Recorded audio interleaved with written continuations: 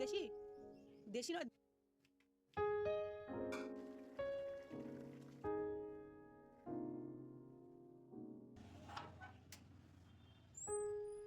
Hello বন্ধুরা, তোমরা সকলে কেমন আছো?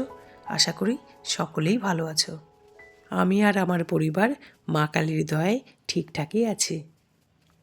নিপাস ডেলি লাইফে তোমাদের সকলকে স্বাগত। আজ শনিবার আর এখন বেলা 9:30 বাজে। সকালের অনেকখানি কাজ কমপ্লিট করে আমি এখন চলে এসেছি আমাদের সকলের প্রিয় ছাদের ব্যালকনিতে। আমি মাঝে মাঝে ধুলো ধুলো করে পরিশান হয়ে যাই ঠিকই, তাই বলে ব্যালকনিটা কিন্তু আমাদের কম প্রিয় না, আমাদের ভীষণ ভালো লাগার জায়গা। এত সুন্দর রাস্তার ধারে খোলামেলা ব্যালকনি, এখানে এক কাপ চা নিয়ে বসে যাও, ব্যাস আর কিচ্ছু দরকার নেই। কত লোকজন যাচ্ছে, ট্রেনের আওয়াজ শোনা যায়, একদম পাশে বাস স্ট্যান্ড, এখানে বসে বসেই বাস দেখা যায়। আর একদম কাছে বাজার, এখন তো আরও কাছে বাজার চলে এলো।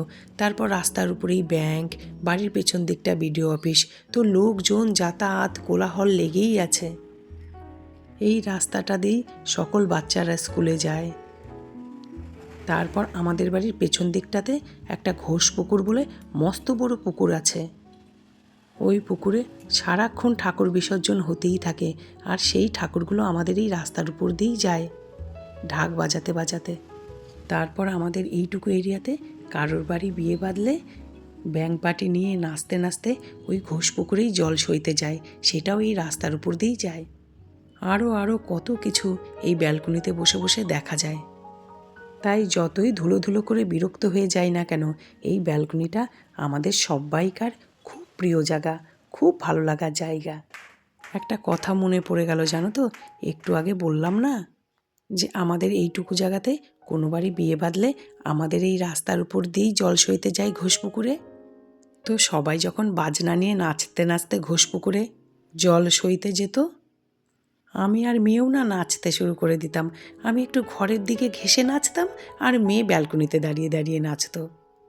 আমাদের মা মেয়ের না এই ব্যাপারটা খুব মজা লাগতো। এই দেখো আমার আরেকটা কাগজ ফুল গাছ, কালকে দেখিয়েছিলাম না, ওই বাগানের ওই ভেতরের দিকে একটা কাগজ ফুল গাছ, একসঙ্গেই দুটো গাছ এনেছি। এই গাছটা দেখো বাড়ছেই না, আর ওই গাছটা কত বড় হয়ে গেছে। ওই গাছটার কত ডালও কেটেছি জানো, আর এই গাছটার অবস্থা দেখো। এই ফুলটাও কিন্তু খুব সুন্দর দেখতে, কি সুন্দর রং দেখো, কিন্তু গাছটা না একদম বাড়ছে না। এই কাজ ওই কাজ, এদিক ওদিক ঘুরঘুর করতে করতে অনেকখানি বেলা হয়ে গেল। এবার কিছু পেটে দেওয়া যাক। চুমকি দিয়েও চলে এসছে কাজ করতে, ওকে একটু কিছু খেতে দিয়ে তারপর আমার খাবারটা নিয়ে বসবো। কেমন হচ্ছে কফি? ভালো হচ্ছে?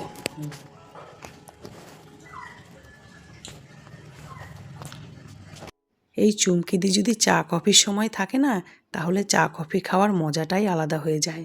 মানুষটা খেটে খায় কিন্তু মনটা খারাপ নয়। রোজ দিন তো সময় পায় না, আজকে একটু সময় ছিল তাই ওর সঙ্গে অনেকক্ষণ গল্প করলাম। কতবার ভেবেছি ওকে এবার ছাড়িয়েই দেব, আর রাখবো না, কারণ ও তো কামাইয়ের মহারানী। কত যে মুখ শোনে, ওরও লজ্জা নেই, আর আমারও কোথাও গিয়ে ওর উপরে মায়া পড়ে গেছে, কারণ মানুষটা আর যে হোক খুব বিশ্বস্ত। গাছে তো ভালোই বেগুন হয়েছে। এখন চারটে আছে, তোকে দুটো দিলাম, মা দুটো ছোট ছোট হয়েছে। আমি আর বেগুন সেই একবারই লাগালাম, হনুমান খেয়ে নিল। আর বেগুন দিয়ে মাছ দিয়ে করিস, দেখবি কি স্বাদ লাগে। এই বেগুন ভাজাও ভালো লাগে খুব। হ্যাঁ, আমি তো ভাজা খেলাম। আগে চিলি পনির করেছিলাম একটু আলু দিয়ে, বেশি করে একটু আলু দিয়ে পনির। আমার ছেলে 4 বার খেয়েছে। এত স্বাদ লেগেছে, আমি দুটো করে আলু দুটো পনির খেয়েছি, করেছিলাম এতটা। ছেলে খেয়ে দিল 4 বার। খা, তো ভালো লেগেছে যেমন 650 পনির নিয়ে এসেছিলাম। কম না তো 650 পনির? না, আজকাল কাল করতে হবে, আজ বাদ দিতে হবে।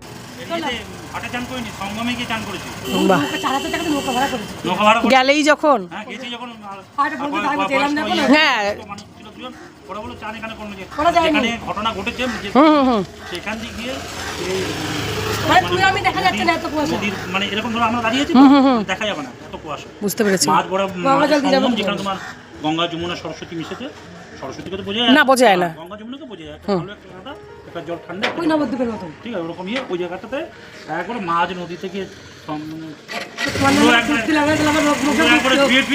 ওই জন্য ওর জন্য তো স্টোনটা তো নেই, আর পাপ সব ধুয়ে চলে এসেছে। হ্যাঁ হ্যাঁ, বোনের বর কয়েকজনের সঙ্গে গেছিল মহাকুম্ভ স্নান করতে, সেখানকারই গল্প করছিল।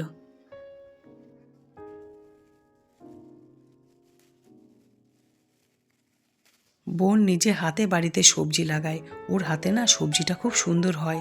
দেখো কি সুন্দর সুন্দর বেগুন হয়েছে, আর এই বেগুনগুলো না খেতেও খুব ভালো। বেগুন দুটো আজ রান্না করব না, কালকে করব। আজকে অন্য সবজি রান্না করব। একটা বেগুন দিয়ে মাছের ঝোল করব, আর একটা বেগুন ভাজা করব।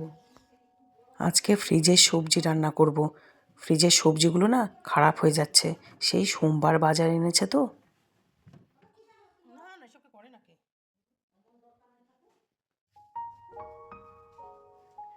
কালকের ডাল রয়ে গেছে, আর একটু বেগনির কয়েক টুকরো বেগুনও রয়ে গেছে, আর একটু ব্যাটারও আছে।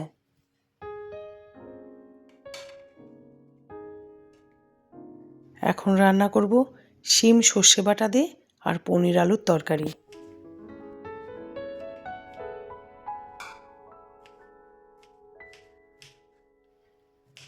যে পনিরটা রান্না করব, এই পনিরটা চিত্তরঞ্জন থেকে একটা গোয়ালা দিয়ে যায়। খুব সুন্দর পনির, খুব সফট। এই পনির দিয়ে আমি ছানার ডালনাও করি। তাছাড়া আমি রসগোল্লাও বানিয়েছিলাম, খুব সুন্দর রসগোল্লা হয়েছিল। সেটা আমি আমার কুকিং চ্যানেল আমার রান্নাঘরে দিয়েছি। আমি আগে থেকেই সর্ষেটাকে গরম জলে নুন দিয়ে ভিজিয়ে রেখেছিলাম, এতে সর্ষেটা পেস্ট করার পর তিতো হবে না। কয়েকদিন আগে চিকেন রান্না করার জন্য বর বাজার থেকে বড় একটা টক দইয়ের প্যাকেট নিয়ে চলে এসেছিল। আর শীতকালে তো এমনি এমনি টক দই খাওয়া যায় না, শরীর খারাপ করবে। অতখানি টক দই নষ্ট করব, তাই রান্নার সাথে একটু একটু করে দিয়ে দিচ্ছি। এতে আমার টক দইটাও নষ্ট হলো না, আর রান্নাটাও টেস্টি হয়ে গেল।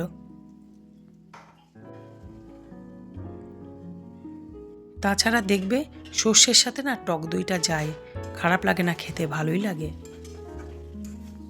মাকে দেখতাম কোনো কিছু ফেলতো না, আর খাবার জিনিস তো মা ফেলার কথা ভাবতেও পারে না। আমাদের ছোটোবেলাটাই তো ফ্রিজ ছিল না, তো মাকে দেখতাম যে কোনো খাবার, যে কোনো কিছু নষ্ট হওয়ার আগে ঠিক আমাদের গুছিয়ে গুছিয়ে খাইয়ে দিত। আজ শিম চচ্চড়িটাও মায়ের রান্নার কথা মনে করে করে করলাম। মা না এরকম শুকনো শুকনো করে শিম চচ্চড়ি রান্না করে। শুধু শিম চচ্চড়ি কেন, মা যে কোনো রান্নাই খুব সুন্দর করে। বিশেষ করে মায়ের হাতের না লাউ ঘন্ট, কচুর শাক ঘন্ট, চাল কুমড়ো ঘন্ট, পাঁচমিশালি তরকারি, শীষ পালং, এগুলো ভীষণ পছন্দ আমার। কিন্তু পছন্দ হলে কি হবে, আমি মায়ের কাছে থাকলামই কয়দিন, আর মায়ের কাছে গিয়ে খেলামই কয়দিন। মাঝে মাঝে মা একটু বিরক্ত হয়ে যায় বা দুঃখ করে, যখন একসঙ্গে 2-3 বছর দেখতে পায় না, তখন মাকে এই বলেই শান্ত করি, মা শিক্ষাটাই তো ভুল দিয়েছ, এখন আর আফসোস করে হবে কি। কোনোদিনও মা দায়িত্ব এড়াতে শেখাওনি, আর দায়িত্ব থেকে দূরে থাকতেও শেখাওনি।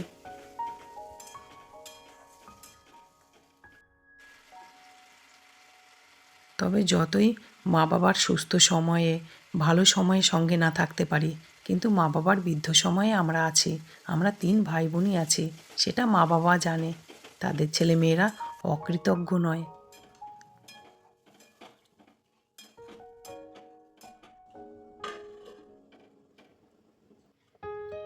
গল্প করতে করতে আমার রান্নাও প্রায় হয়ে এলো, আর অনেকটা বেলাও হয়ে গেছে। রান্না কমপ্লিট করে তারপর আগে মাকে খাইয়ে নেব।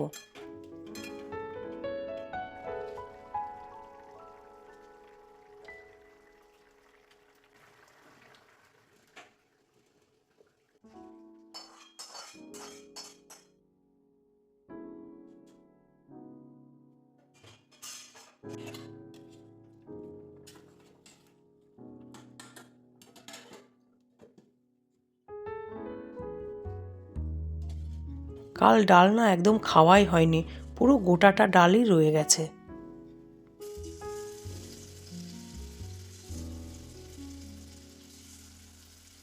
কালকে বেগনি করেছিলাম, ডালের সাথে তার কয়েকটা টুকরো বেঁচে ছিল, সেটাই ভেজে নিলাম, খাওয়া হয়ে যাবে।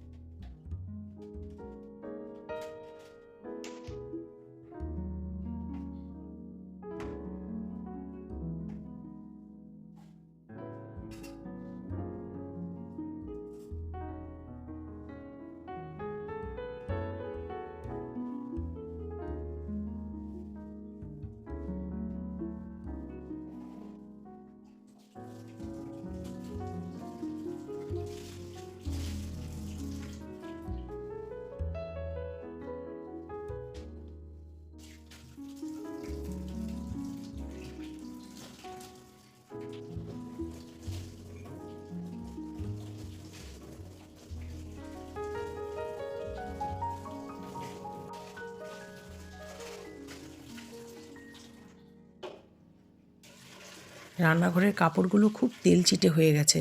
আজকে ভালো করে গরম জলে ফুটিয়ে রাখি, তারপর কালকে কেচে দেব, কারণ এখন তো গরমটা কাচা যাবে না।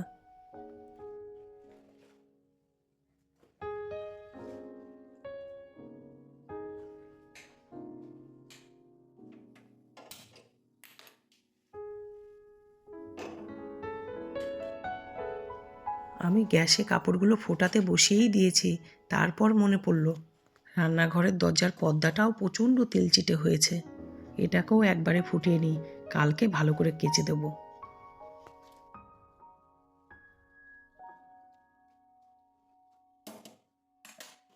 এগুলো এবারে ফুটতে থাকুক। আর আজকে আমাদের দুপুরের মেনু দেখো, গরম ভাত, সর্ষে বাটা দিয়ে শিম চচ্চড়ি,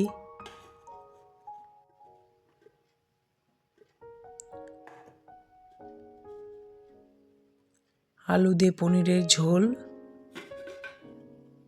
আর এই যে কালকের ডালটা ফুটিয়ে নিয়েছি, আর এই যে আমার বেগনি। ব্যাটারটা তো কালকের ছিল, আজকে একটু পাতলা হয়ে গেছিল, ওটাকে একটু ঠিক করতে হতো। আর 3টের জন্য কি ঠিক করব, ভেজে নিয়েছি, ডালের সঙ্গে খাওয়া হয়ে যাবে। আর এখানে দেখো আমি মায়ের জন্য ভাত মেখে নিয়েছি, এবার খাইয়ে দেব।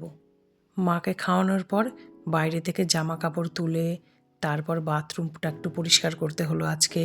চান করে পুজো করে এখন আমি খেতে বসেছি, আর এখন বিকেল 3:30 বাজে।